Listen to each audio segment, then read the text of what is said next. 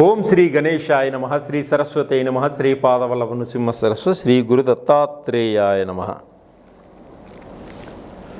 శుక్లాం భరధరం విష్ణుం శశివర్ణం చతుర్భుజం ప్రసన్నవదనం ధ్యాయే సర్వవిఘ్నోపశాంతయే. అగజానన పద్మార్కం ఆగజాననమహర్నిశం అనేకదంతం భక్తానాం ఏకదంతముపాస్మహే.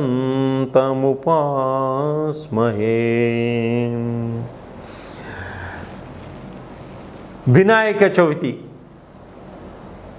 ప్రేక్షకులందరికీ కూడా వినాయక చవితి శుభాకాంక్షలు. ఈ వినాయక చవితి రోజున అందరూ ఆనందంగా, ఉత్సాహంగా, ఉల్లాసంగా ఉండాలని, మీకున్న కష్టాలన్నీ తొలగిపోయి కుటుంబంతో సుఖ సంతోషాలతో ఉండాలని మా ఛానల్ వాళ్ళు మీకు ఈ ప్రత్యేక కార్యక్రమాన్ని ఇస్తున్నారు. ఇంకొకసారి ప్రేక్షకులందరికీ మరోసారి శుభాకాంక్షలు. వినాయక చవితి 2024లో భాద్రపద శుక్ల చవితి సెప్టెంబర్ 7 శనివారం నాడు వినాయక చవితి మనం జరుపుకుంటున్నాం. ఈ వినాయక చవితిలో మన ఛానల్ వాళ్ళు ఒక ప్రత్యేకతని మీకు అందిస్తున్నారు. అది ఏమిటంటే, వినాయక చవితి రోజున మన అందరం వినాయకుడికి పూజ చేసుకుంటాం. పూజ చేసుకున్నాక ప్రతి రాశివారు ఎటువంటి నైవేద్యాన్ని వినాయకుడికి సమర్పిస్తే, ఎటువంటి పత్రాలు వినాయకుడికి సమర్పిస్తే మీకు అద్భుతమైనటువంటి ఆశ్చర్యకరమైనటువంటి విజయాన్ని సాధిస్తారు, ఆర్థిక పరంగా ఎలా ఎదుగుతారు, ఉద్యోగాలు రాని వాళ్ళకి ఏ విధంగా ఉద్యోగాలు వస్తాయి, వివాహం కాని స్త్రీలకి ఏ విధంగా వివాహం అవుతుంది, విదేశాలకు వెళ్ళాలి అనుకునే వారికి ఏ విధమైనటువంటి మంచి అవకాశాలు వస్తాయి,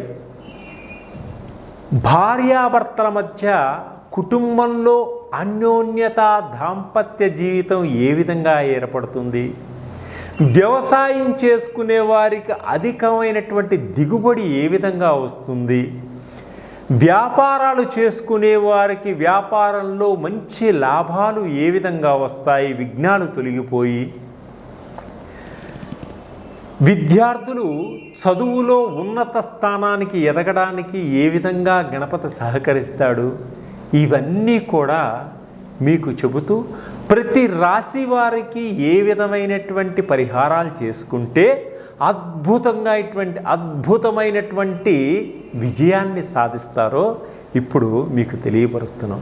ద్వాదశ రాశుల్లో మేషరాశి వారికి వినాయక చవితి రోజున ఎటువంటి నైవేద్యాలు సమర్పించాలి, ఎటువంటి పత్రాలతో పూజ చేయాలో ఇప్పుడు మనం తెలుసుకుందాం.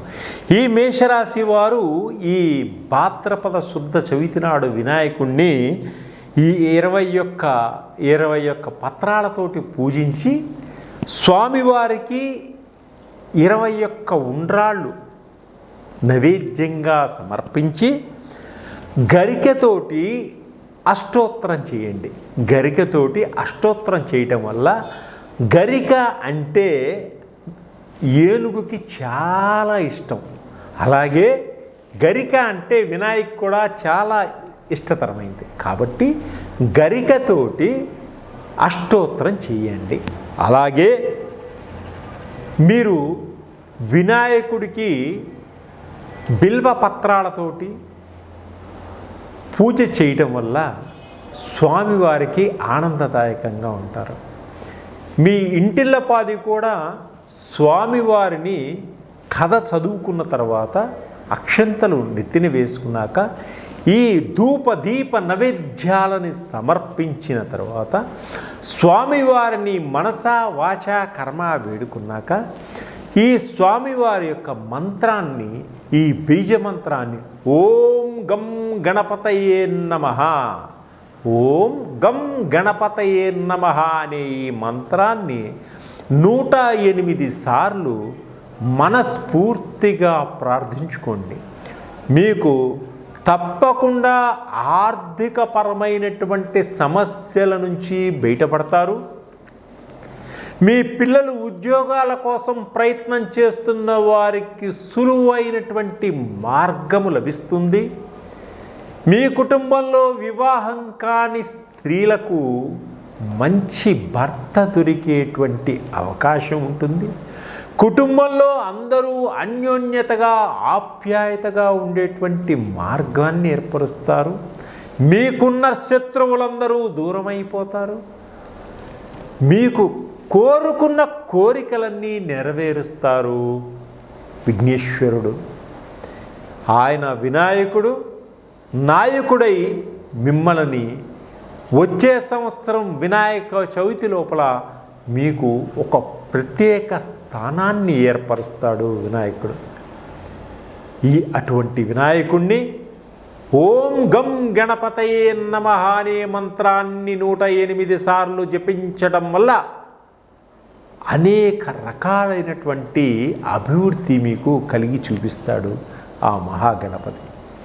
సర్వే జనా సుఖినో భవంతు. అసలు గణపతి, వినాయకుడు, విఘ్నేశ్వరుడు అనే పేర్లతోటి మనం వినాయకుడిని ఎన్నో రకాలుగా పిలుచుకుంటూ ఉంటాం.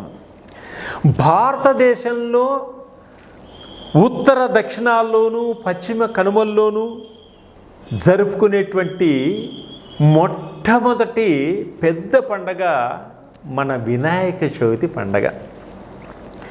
భాద్రపద శుద్ధం అంటే వర్ష ఋతువు మధ్య భాగం. ఊళ్ళో చెట్లన్నీ కాచి పూచి ఉంటాయి కాబట్టి పచ్చదనంతో నిగనిగలాడుతూ ఉంటాయి వృక్షాలన్నీ కూడా. పొలాల్లో ఉన్నటువంటి రైతులు పనులన్నీ పూర్తి చేసుకొని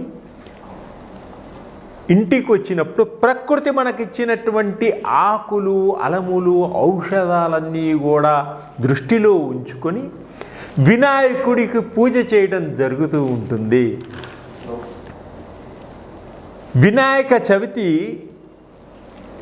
వ్రతాన్ని ఏర్పాటు చేసుకొని ప్రజలందరూ, రైతులందరూ వాతావరణ కాలుష్యం కూడా నివారించుకోవడానికి ఈ వ్రతం చాలా ఉపయోగపడుతుంది. భాద్రపద శుద్ధ చవితి నాడు ఆకాశంలో తెల్లవారుజామున మీరు చూసినట్లయితే సూర్యోదయ సమయానికి ముందుగా ఆకాశంలో ఎలుక గుంపు, బాణ గుంపు, హస్త గుంపు, నక్షత్రాలు ఉదయిస్తూ ఉంటాయి. కనుక మనం అందాల బొజ్జ గణపతిని ఏనుగు తొండంతో, ఎలుక వాహనంతో దర్శించుకునే భాగ్యం మనకు కలుగుతుంది. మనమంతా ఆ స్వామిని మనసా వాచా వేడుకోగలుగుతాం. ఆకాశంలో ఆ గణపతిని మనం చూడగలుగుతాం. అలాగే ప్రతి వినాయక చవితి 2024 భాద్రపద శుక్ల చవితి సెప్టెంబర్ 7 శనివారం రోజున మనందరం కలిసి ఈ వినాయక చవితి మనం చేసుకుంటాం. మనకు ఎన్నో రకాలైనటువంటి పండుగలు ఉన్నాయి, రకరకాల పండుగలు ఉన్నాయి. ఒక్కొక్క పండుగకి ఒక్కొక్క ప్రత్యేకత ఉంది. అలాగే మొట్టమొదటిసారిగా మనం చేసుకునే పండుగ, అందరూ ఇష్టపడే పండుగ, పిల్లలు ఆనందంగా ఆడుకుని పాడుకుని ఉత్సాహంగా చేసుకునే పండుగ మన బొజ్జ గణపయ్య పండుగ, వినాయక చవితి పండుగ. విఘ్నాలకు అధిపతి అయినటువంటి ఈ విఘ్నేశ్వరుని వినాయక చవితి మొట్టమొదటి పండుగగా ప్రతి మనిషి కూడా ఈ వినాయక చవితి చేసుకోవడం జరుగుతుంది.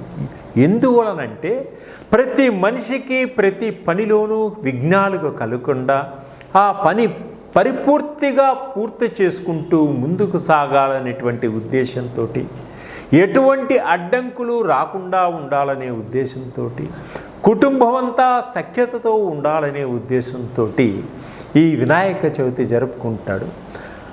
అలాగే పార్వతీ పరమేశ్వరుల పెద్ద కొడుకైనటువంటి ఆ వినాయకుడిని పుట్టినరోజుగా మనం చేసుకుంటూ ఉంటాం ఈ వినాయక చవితి. ఈ పండుగ పిల్లలు పెద్దలు అందరూ కూడా ఇష్టపడేటువంటి ఆనందదాయకమైనటువంటి పండుగ ఈ వినాయక చవితి. ఈ రోజున, ఈ వినాయక చవితి రోజున ప్రాతకాలమునే లేచి ఇల్లంతా శుభ్రపరచుకొని మామిడి ఆకులతోటి బంతి పూలతోటి చక్కగా ఇల్లంతా అలంకరించుకొని తలారా స్నానంబు చేసి కొత్త బట్టలు ధరించి గణపతిని, మట్టి గణపతిని తీసుకొని పూజలో ఉంచి పూజ మొదలు పెట్టుకోవాలి. మట్టితో చేసిన విగ్రహాన్ని ప్రతిష్ఠించి కలశ పూజ చేసి పాలవెల్లిని పెట్టి గణపతి దేవుని ఆహ్వానించి ఇష్టమైనటువంటి పత్రాలతోటి స్వామివారిని 21 పత్రాలతో పూజించి ధూపదీప నైవేద్యములతో స్వామివారిని ఆనందపరిచిన ఆ వినాయకుడు పిల్లల చేత పుస్తకాలు పెన్నులు వాళ్ళకి ఇప్పించడం వల్ల ఆ వినాయకుడి దయ వల్ల విద్యలో ఉన్నత స్థానానికి ఎదుగుతారు పిల్లలు. అలాగే వ్రత కథ అంతా చదివినాక ఆ అక్షంతలు నెత్తి మీద వేసుకోవడం వల్ల దోష పరిహారాన్ని పొందగలుగుతారు. అలాగే ఈ వినాయక చవితి ఒక్క రోజున నిమజ్జనం చేస్తారు, 3వ రోజు తర్వాత నిమజ్జనం చేస్తారు, 5 రోజుల తర్వాత నిమజ్జనం చేస్తారు, కొంతమంది 9 రోజుల తర్వాత నిమజ్జనం చేస్తారు, కొంతమంది 11 రోజుల తర్వాత నిమజ్జనం చేస్తారు. అయితే ఈ వినాయక చవితి రోజున మనకి 12 రాసులు ఉన్నాయి కదా, 12 రాసులు. ఈ 12 రాసుల వారు వినాయకుణ్ణి ఏ విధంగా పూజిస్తే వారికి ఎటువంటి ఫలితాలు వస్తాయి, ఏ విధంగా అభివృద్ధిలోకి వస్తారు, ప్రతి మనిషిలోనూ ఒక కోరిక ఉంటుంది. ఆ కోరిక నెరవేర్చుకునేటువంటి మార్గాన్ని చూపించేవాడు దయామయుడు, కరుణామయుడు మన వినాయకుడు. వినాయకుడు అంటే నాయకుడు, మనల్ని ముందుకు నడిపించేటువంటి నాయకుడే వినాయకుడు.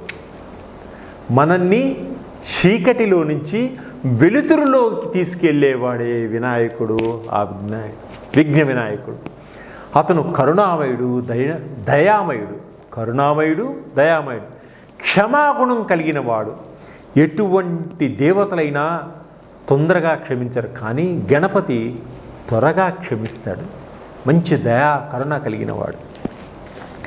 అటువంటి వారిలో మేషరాశి నుంచి మీనరాశి వారు వరకు వీరందరూ కూడా మీ పూజా సమయంలో స్వామివారికి ఎటువంటి నైవేద్యాలు సమర్పించాలి, ఎటువంటి పూజ చేసుకోవాలి, ఏ విధంగా పూజించినా గ్రహాల యొక్క స్థితిగతులన్నీ మన మీద ఉధృతాన్ని చూపించకుండా గణపతి కాపాడుకుంటూ వస్తాడు.